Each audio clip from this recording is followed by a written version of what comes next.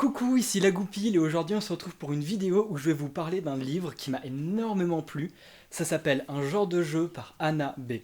Dans une précédente vidéo, j'ai parlé de ma palle et les plus attentifs et attentifs d'entre vous auront remarqué que ce livre en faisait pas partie. En effet, je l'ai découvert peu de temps après avoir posté cette vidéo sur ma palle en rencontrant son autrice sur Twitter en fait. J'ai donc pu discuter de son livre avec elle directement, j'ai pu lui dire ce que j'en avais pensé et elle m'a aidé à comprendre certains des choix qu'elle avait faits et dont je vais pouvoir peut-être vous parler aujourd'hui. Avant de commencer à parler du livre, je vous recommande très très fort d'aller l'acheter. Donc j'ai mis le lien dans la description pour l'acheter, il est pas très cher par rapport au volume qu'il fait. Et voilà, c'est vraiment un très très bon livre, donc je vous conseille très très très fort d'aller l'acheter. Du haut de ces 300 pages, il m'a même pas tenu 3 jours, donc voilà, je l'ai vraiment dévoré.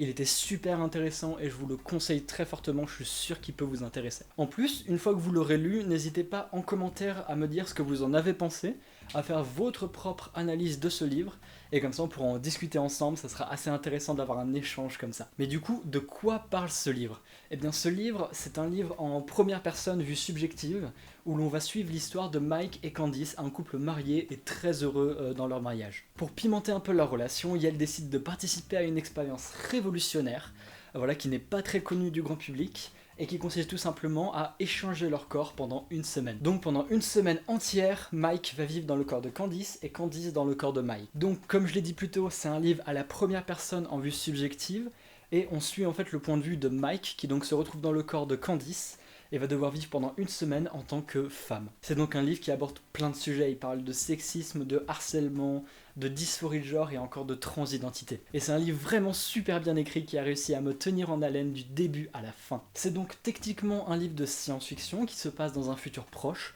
On ne sait pas trop dans quelle année, et c'est même pas très important parce que le côté futuriste est pas très très important à l'histoire, qui est beaucoup plus centré sur le ressenti subjectif des personnages, surtout celui de Mike qui se retrouve dans Candice. Ce livre a de très bons côtés, mais aussi des côtés un peu moins bons, et donc du coup j'ai décidé de dresser une liste non exhaustive des choses qui m'ont plu et qui ne m'ont pas plu dans ce livre. Et on va tout de suite commencer avec le positif. Tout d'abord, j'adore les personnages dans ce livre.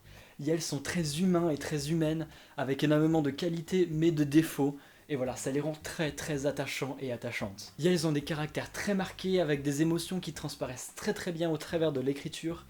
Et voilà, ça apporte vraiment un grand plus au livre. Comme je l'ai dit plus tôt, le livre parle aussi des comportements sexistes que les femmes ont à subir tous les jours. En effet, Mike, qui vit dans le corps de Candice pendant une semaine, va vraiment pouvoir se rendre compte de ce que ça fait d'être une femme dans cette société. Donc le fait de se faire mater constamment, le fait de se faire aborder dans la rue, ou encore voir sa voix complètement dénigrée dans le cadre du travail, tout simplement parce qu'il est perçu comme une femme. Cela apporte donc des messages féministes importants qui vont aider le personnage principal à grandir. Comme son nom l'indique, l'histoire parle de genre et de transidentité. Et je pense d'une façon dont vous ne vous attendez pas forcément. Et rien que ça, c'est déjà un énorme plus. Les livres qui parlent de genre et de transidentité sont très rares. Et c'est très important, je trouve, de les souligner. Et voilà, ce livre en parle très bien, notamment parce que son autrice est une personne transgenre. Donc voilà, les personnes trans et le concept de genre sont énormément mis en avant dans ce livre, et je trouve que c'était très important de le souligner. Enfin, autant dans sa narration que dans son écriture même, ce livre a quelque chose de captivant. Quand je l'ai lu, j'ai vraiment pas réussi à m'arrêter, il fallait que je continue, et même quand je m'arrêtais, je ne pouvais pas m'empêcher de penser au livre, à essayer de comprendre l'histoire et qu'est-ce qui allait se passer ensuite. On se sent énormément impliqué dans l'histoire et dans les personnages, on aime les voir grandir, on suit leur histoire et c'est vraiment passionnant, et ce livre le raconte très très très bien. Mais comme rien n'est parfait, ce livre possède aussi des défauts dont je vais parler. Déjà, un point qui n'est pas tant un défaut mais qui pèse un peu dans les premières parties du livre, c'est qu'on suit l'histoire du point de vue subjectif de Mike, qui donc se retrouve dans le corps de Candice. Mike de base, c'est un homme, et donc du coup il a beaucoup de masculinité toxique et de sexisme intériorisé, qui se retrouve énormément dans les premières pages. Je pense que c'est un choix intentionnel pour montrer que le personnage apprend énormément du fait d'être une femme en fait, et donc apprend par ce biais à déconstruire ses biais sexistes, sa masculinité toxique. Par exemple, rien qu'au début, Mike vit le fait de ne plus avoir de pénis et de testicules comme une énorme perte, en fait, une perte de sa virilité, de son pouvoir, une perte de sa force de mâle viril en fait. Donc voilà, je pense que c'est tout à fait voulu par l'autrice, afin de souligner le comportement un peu stupide des mecs qui se définissent par leurs beats. Voilà. Mais voilà, d'un point de vue respect des femmes, les 100 premières pages sont parfois un peu difficiles. Et en parlant des 100 premières pages, c'est un autre défaut du livre, à savoir qu'elles sont un peu redondantes.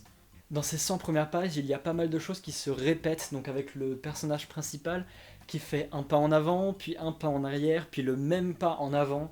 Et donc voilà, il faut vraiment attendre la fin de ces plus ou moins 100 premières pages pour que ça se débloque et que vraiment les personnages commencent à évoluer, à apprendre. Et voilà, ça n'empêche pas que ça reste un livre très très bon, mais voilà, il y a certains passages au début qui étaient un peu lourds à force de répétition. Et enfin, le plus gros reproche que j'ai à faire à ce livre, eh ben, c'est un gros spoil en fait. Donc, si jamais vous comptez lire le livre, arrêtez cette vidéo ici. Je vous en voudrais pas, vous en faites pas. Allez acheter le livre, lisez-le, dévorez-le, et puis on se retrouve dans quelques jours pour pouvoir en parler en fait, pour que vous puissiez continuer la suite de cette vidéo. Voilà, donc si vous avez la moindre intention d'aller lire ce livre, ne regardez pas du tout la fin de cette vidéo. Ça va complètement vous gâcher toute l'expérience de ce livre, et c'est une expérience que j'ai pas envie de vous gâcher. Donc voilà, n'hésitez pas à arrêter la vidéo ici et à la reprendre quand vous l'aurez lu. Du coup, pour celles qui sont restés et pour les personnes qui sont revenues voir la fin de la vidéo, le plus gros reproche que j'ai à faire à ce livre, c'est un message un peu en sous-texte qui plane sur la fin du livre en fait. À partir de maintenant dans la vidéo, quand je vais parler de Mike dans Candice, je vais juste dire Candice, et quand je vais parler de Candice dans Mike, je vais juste parler de Mike. Voilà, ça sera plus simple pour moi. Et donc le fameux gros spoil, c'est que le personnage de Mike trahit le personnage de Candice. En effet, au moment où ils étaient censés rééchanger leur corps, au bout d'une semaine, le personnage de Mike s'enfuit justement pendant 2 jours, histoire de voilà, passer la date limite à laquelle il pouvait rééchanger de corps.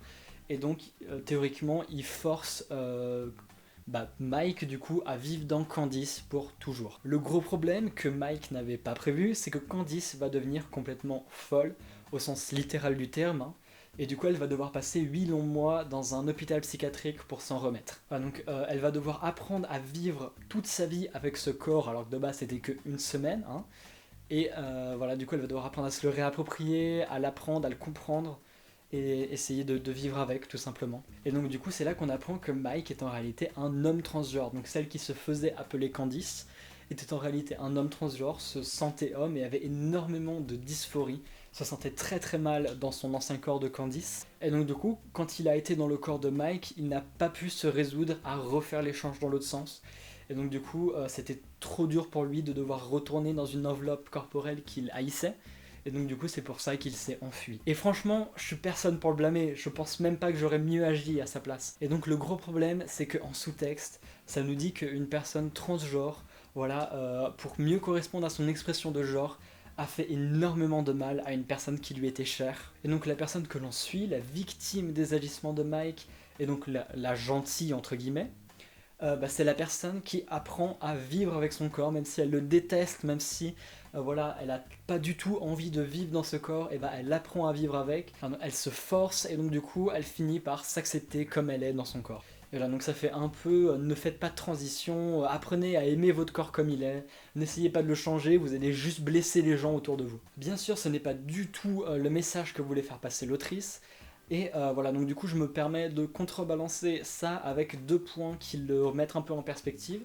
Premièrement, le discours sur la transidentité de la psychiatre, voilà, qui explique très bien la transidentité, et on a aussi, au travers de la psychiatre, le point de vue de Mike qui nous est révélé, et donc qui nous apprend énormément de choses sur pourquoi il a agi comme ça. De plus, dans la réalité de la vie véritable, une personne transgenre qui fait une transition ne va pas échanger son corps avec quelqu'un. Si vous vous sentez blessé par la transition d'une personne transgenre dans votre entourage, le problème, il vient de vous en fait. C'est vous qui avez à travailler sur ce problème-là, et peut-être avec un soutien, un psychiatre, mais travaillez là-dessus et n'infligez pas ça aux personnes transgenres qui a déjà du mal à s'affirmer. Donc voilà, à part ces quelques points négatifs, ce livre est vraiment excellent.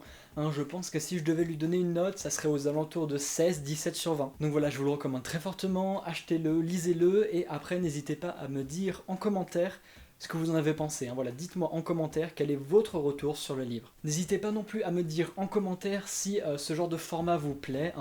Est-ce que vous aimez que je parle d'un livre en particulier, que je présente les points positifs et négatifs, en tout cas qui m'ont plu et déplu. Et voilà, dites-moi en commentaire ce que vous en pensez. Likez cette vidéo si elle vous a plu, et voilà, n'hésitez vraiment pas à partager cette vidéo autour de vous, histoire que plus de personnes puissent découvrir ce roman incroyable. D'ici la prochaine vidéo, portez-vous bien, mais surtout, bisous!